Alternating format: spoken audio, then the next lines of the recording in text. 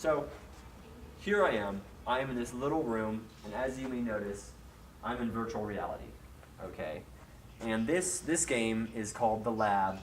It was a little, almost demo made by Valve, trying to like I don't know encourage people to buy headsets, buy VR headsets, connect them to their computer, so they can I guess I don't know make the games on their I guess VR section of the store Yeah, I mean that makes sense. more popular.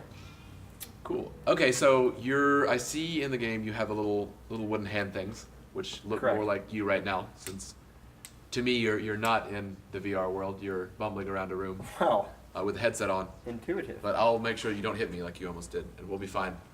Very good. So yeah, Yeah. that's you see these little lines. I guess you may not see these lines, but in my screen. Oh yeah, no, I can see what you're seeing.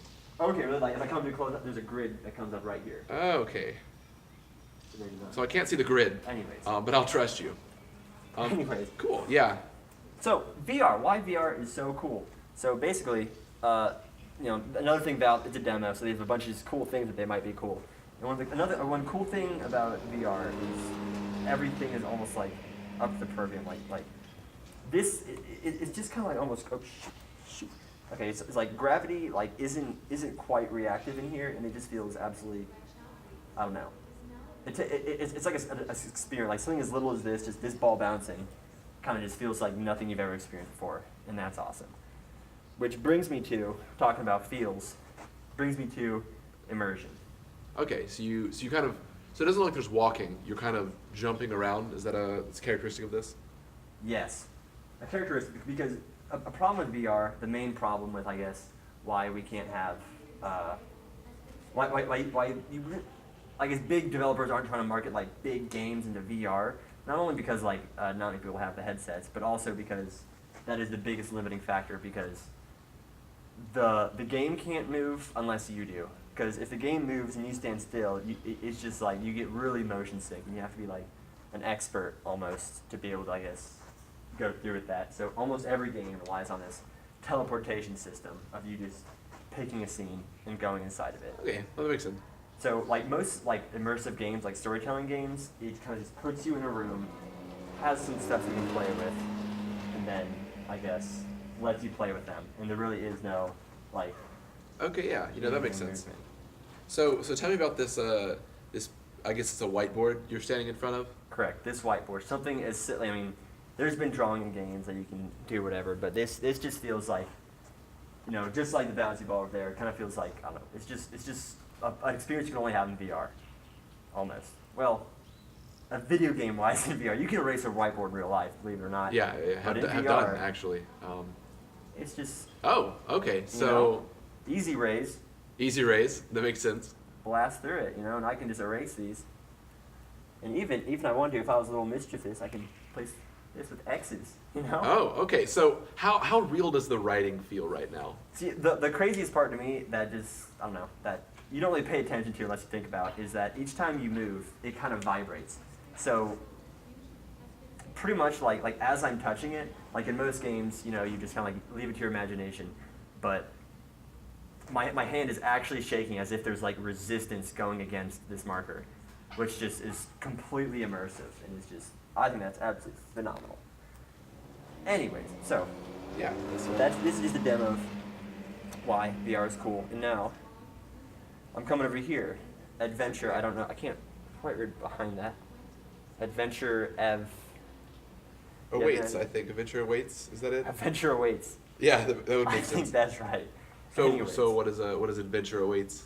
So this is actually, okay, so pretty much you have, Venice, Vesper Peak, Schneifelskull National Park, obviously, Rarfenschneikel, Schneer, Labatut, obviously. Yeah, and, of course. Clearly, a master of German and So- Irish. So this kind of program is actually something they're doing in like the real tourism industry. So I'm gonna go to Vesper Peak, Washington, Okay, USA. so you just kind of grab the globe and smash it on your head. That is the game mechanic that Valve decided to say, hey, let's like instead of hitting a button, let's put this into my world, That makes sense. and whatnot. So I'm basically going to Vesper Peak, Washington, and Okay. it's so real. Like So it's almost like a 360 video, but more immersive, I guess. Oh, really, the dog followed you. Really more immersive, and like The dog's here too. like the textures are absolutely awesome. You know, this dog is just a little thing Valve decided to program, a little AI, and you just play fetch with them. Get it? Oh, there you. Okay. Yeah. So since Vesper Peak won't actually allow you to bring pets, you can do it in the This little VR world. Good boy. Good boy. And so yeah, they're actually using kind of this stuff in the tourism industry. So like people would be like, oh, like, what would this view be like? Put this on. I mean, I'm actually not entirely sure how like the monetary works. Maybe to pay for it, but I know they are doing a lot of